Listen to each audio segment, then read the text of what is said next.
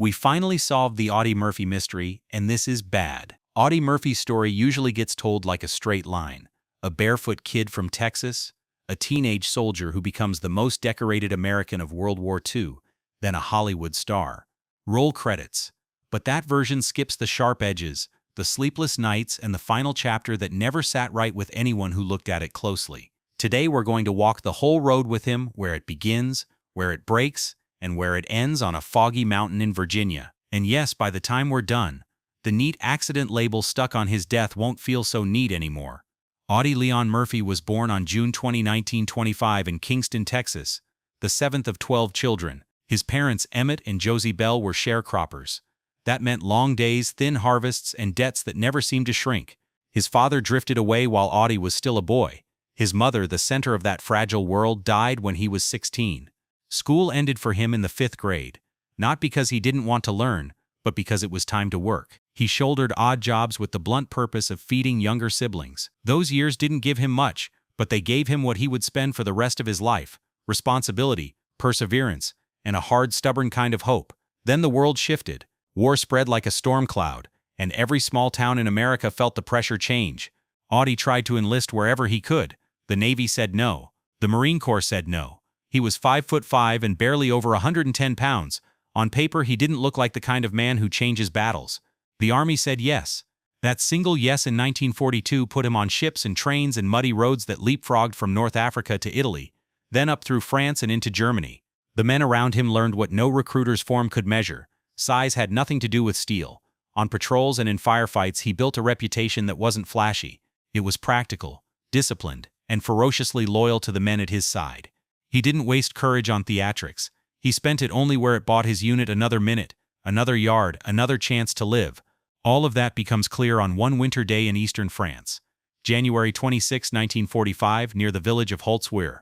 You've probably heard the outline. A German force attacks. Audie is wounded. His unit is outnumbered and pulling back. He climbs onto a burning tank destroyer, flames licking at the metal, ammunition ready to cook off, and he takes the .50 caliber machine gun. He holds. He radios for artillery while staying exposed. He keeps firing until the enemy breaks. 19 years old. 19. That hour on the tank destroyer earned him the Medal of Honor, the highest award for valor that the United States gives. By the time the war ended, he had every American combat decoration for valor that existed at the time: Distinguished Service Cross, 2 Silver Stars, the Bronze Star, 3 Purple Hearts, and a rack of Allied honors besides. 33 awards and decorations. The numbers are impressive, but they aren't what you see on his face in the photographs. You see a young man who looks like he's still listening for something only he can hear. He came home to parades and brass bands and headlines that used words like hero and legend. He also came home with the war still buzzing in his head. Back then, the language for that was battle fatigue. Today, we call it PTSD. He had nightmares. He stayed on edge. He had trouble sleeping. A lot of veterans tucked those symptoms behind closed doors, and the country was happy not to ask. Audie did something different. He spoke up. He wrote about what kept him awake. He supported mental health care for veterans when doing so didn't make for feel-good magazine covers. He didn't stop being brave just because the war had ended. He simply redirected it. Before we dive into Hollywood and the mystery around his final flight, a quick favor: tap subscribe so you never miss these deep dives. And tell me in the comments what's your take on Audie Murphy as a person and public figure. Do you like him? I'm reading every reply. Now back to the story. Hollywood noticed Audie Murphy the way it notices any story too big for print. He didn't become a studio creation. He carried his own raw presence through the gate. He made more than 40 films, westerns, war dramas, stories that matched his laconic intensity. The most unusual of them, and the one everyone remembers, is To Hell and Back, released in 1955. It was a film about his own life, and he played himself. That's not a gimmick. That's a man repeating his worst days in front of lights and microphones, for a public that wanted to understand and for fellow veterans who needed to feel seen. The film was a hit. It sealed his place in American culture twice over, once for what he'd done in uniform, and once for how he'd let people in on what that had cost. He never called himself a great actor, and that humility felt real, not rehearsed. But he had something that goes further than technique, a steadiness that pulled the camera in. He even wrote songs, country and western, picked up by stars like Dean Martin and Charlie Pride. It's a detail people love because it fits the contradiction: a warrior who also understood melody and melancholy. By 1957, he was doing work that made critics sit up. In Night Passage, opposite James Stewart, he carried intensity without chewing scenery, and he matched one of Hollywood's giants beat for beat. Then came 1959, and a run that showcased how much range he actually had. In The Wild and the Innocent, he played against the bright charm of Sandra Dee. He slipped behind the scenes as an uncredited co-producer on Cast a Long Shadow, showing he could shape a story from the other side of the camera. But the performance that made people rethink what he could do was No Name on the Bullet. He played a hired killer, and he did it with a restraint that made the character colder and stranger and more interesting than a typical black hat villain. The film was tense, controlled, and quietly devastating. Critics noticed, audiences did too. Television welcomed him as the new decade began. He starred with the incomparable Thelma Ritter in an episode of Startime called The Man. On the small screen, where a close-up is a confession, his calm pulled you in. Even off the set, he kept faith with the institution that had given him a purpose and a battle to fight. He lent his time and face to the big picture, the U.S. Army's television series. He appeared in 3 episodes. The work wasn't propaganda, it was context. An attempt to show Americans what their military was doing across bases in Germany, Italy, Turkey, and in the American Southwest. In 1960, the Army recognized him with the Outstanding Civilian Service Medal. The standout episode, Broken Bridge, took viewers on a tour of installations and the technology shaping a new era. It was the rare moment when Hollywood polish and real-world stakes met without canceling each other out. Behind so many of those projects were collaborators who understood what he brought to a story. Writer Claire Huffaker's scripts for 7 Ways from Sundown and Posse from Hell fit Audie's quiet intensity like a glove. Willard W. Willingham and his wife Mary became both friends and partners. Willard produced the TV series Whispering Smith in 1961 and co-wrote Battle at Bloody Beach. Together they kept pushing into the mid-60s with Bullet for a Bad Man and Arizona Raiders.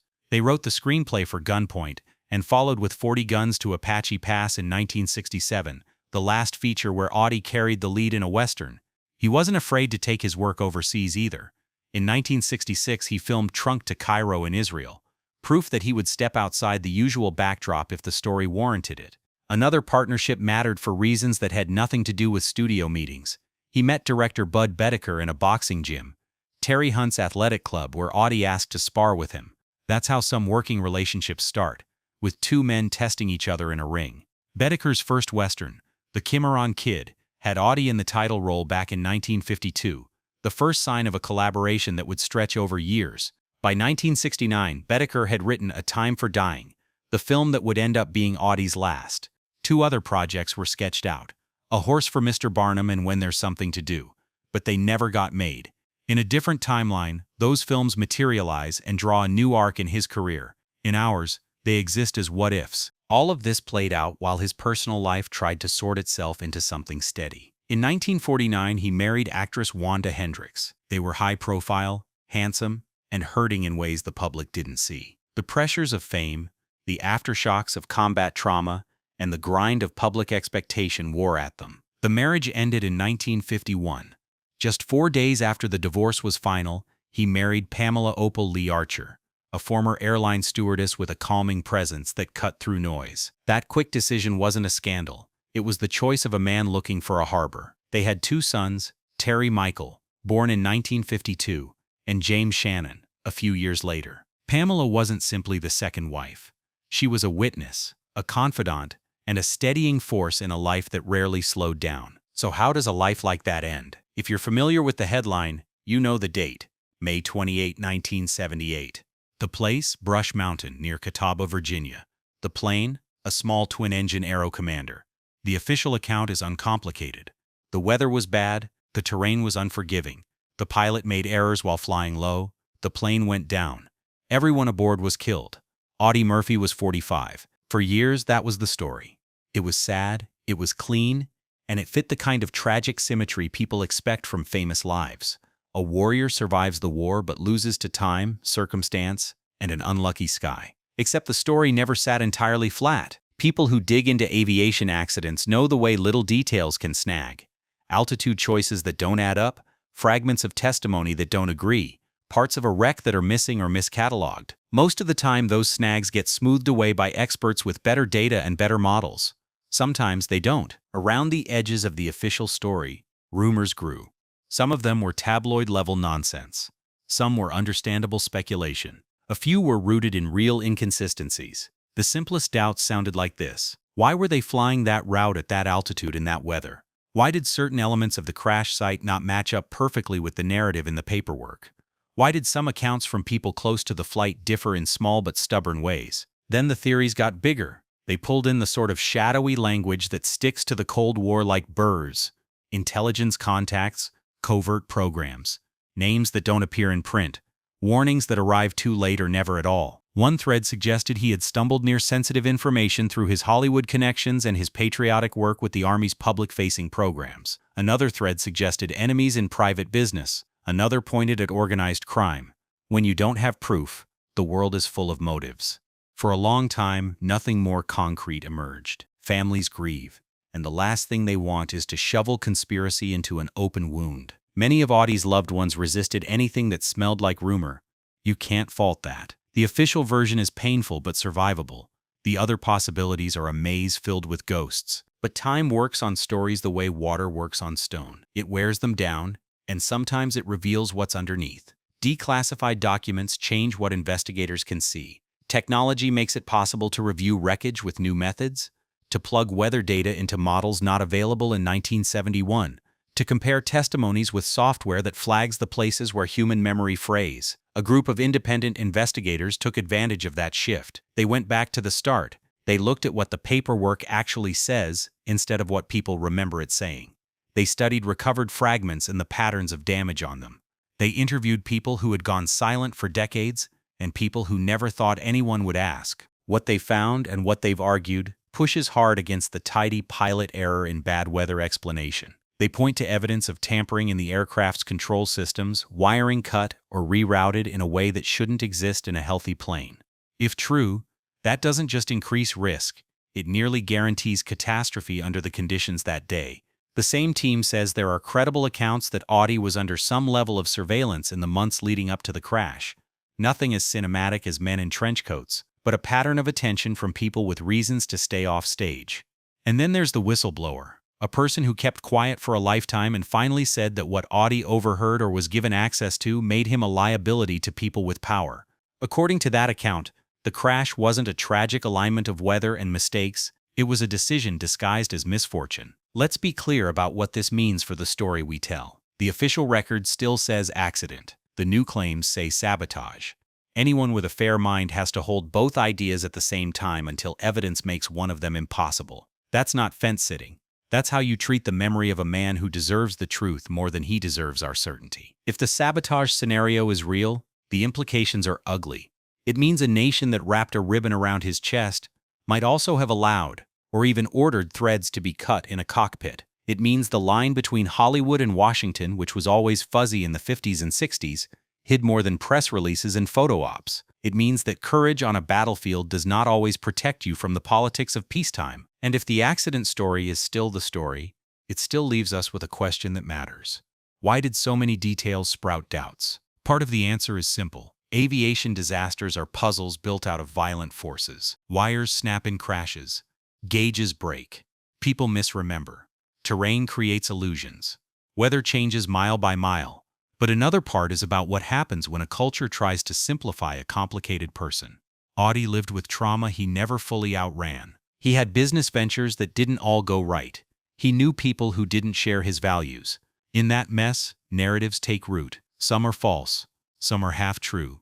Some are nearly right but miss the crucial piece. The family has lived with both the grief and the noise for more than half a century. For years, they defended the straightforward story because it was the only one that didn't require them to keep peeling a scab off the same wound. Now, faced with specific technical claims and testimony that didn't exist in public before, they want clarity, a public inquiry, a chance to say, here is what happened, and to have it backed by more than a shrug and a stamped report. You can understand that desire whether you think the sabotage case is strong or not. Closure is not a luxury. It's part of how you honor a life. Historians and military experts are also re-examining his legacy with these possibilities in mind, not to turn him into a character in a thriller, but to see the environment that shaped the end of his life. The Cold War wasn't just a standoff with missiles. It was a culture of secrecy that leaked into civilian life. Hollywood wasn't just entertainment. It was a soft power tool that sometimes came with quiet obligations. In that world, a famous veteran with a direct line to the public mattered a lot. If he learned something he wasn't supposed to know, or if he planned to say something he wasn't supposed to say, he wasn't just a man with a microphone. He was a national problem. Step back from the fog, and a few things become solid. Audie Murphy's courage in battle is not a myth, it's documented and studied. His advocacy for veterans' mental health is not a footnote, it's a foundational contribution that helped push the conversation into the open. His work in film and television wasn't a vanity project. It brought to the screen a presence that audiences trusted because it wasn't manufactured. His family life wasn't a gossip column, it was the human gamble of trying to make a home after surviving hell. So what does the mystery solved line in our title really mean? It doesn't mean we can name the person who may have cut a wire, or point to the exact moment when a plan became a plot. It means that the new evidence and the testimonies collected make the old comfort impossible. We can't take refuge in a story just because it's tidy.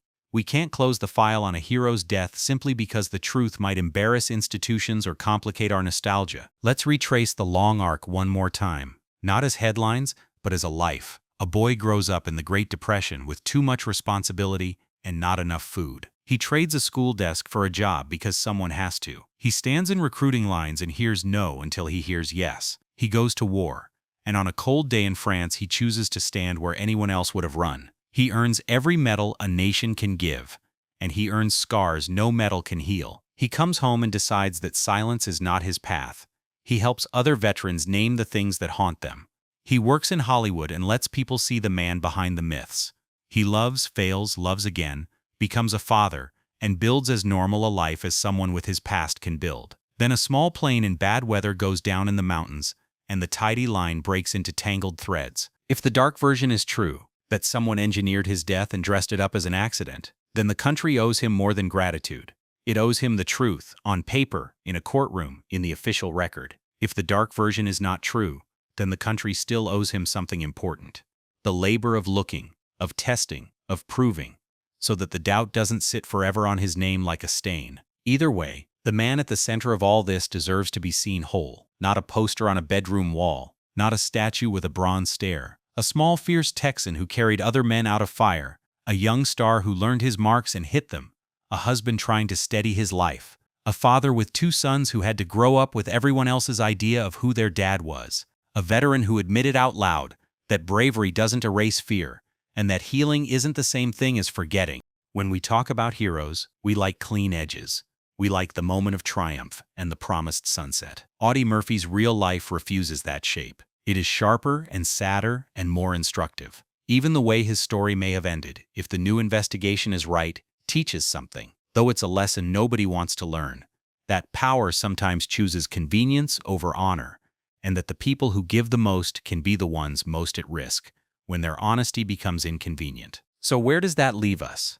Not with cynicism, with responsibility, with the willingness to honor the best parts of him by doing what he did, facing hard truths head on.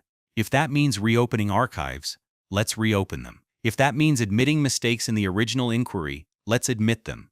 If that means telling future generations that our myths were too soft around the edges, then let's do that too. Audie Murphy didn't ask to be a symbol. He didn't ask to be a myth. He didn't ask to have his final chapter debated by people who never met him. But he did spend his life meeting fear with action, and that gives us a way to honor him now. We move forward. We look again. We tell the story as fully as we can. And if the truth is darker than we hoped, we hold it. Because that's what grown nations do for their dead. They don't hide them behind comforting fictions. They give them the dignity of facts. Remember the measure of the man, a 5th-grade education, and the instinct to protect his siblings. A soldier too small for the Marines who became the soldier too brave to believe. A 19-year-old on a burning machine holding a line no one thought could be held. A famous face who used fame to speak about pain. A professional who worked with people who brought out his best. A husband and father who kept trying to build a life he could live in. And then a name attached to a crash that deserves more than a shrug. If you've carried the simple accident story all these years, no one blames you. It was the story we were given. But now we've seen more. We've heard more. We can do better. The mystery as presented for decades wasn't really solved. Today it looks less like a closed case and more like an open door.